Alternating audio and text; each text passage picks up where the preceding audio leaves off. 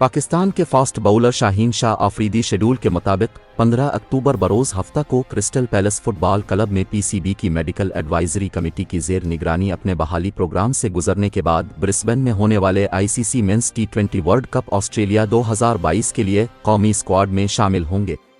शाहीन अब इंग्लैंड और अफगानिस्तान के खिलाफ बिलतरतीब 17 और 19 अक्टूबर को होने वाले वार्म अप मैचों के लिए इंतखाब के लिए दस्तयाब हैं, जिसके दौरान टीम इंतज़ामिया उनकी मैच फिटनेस का जायजा लेगी।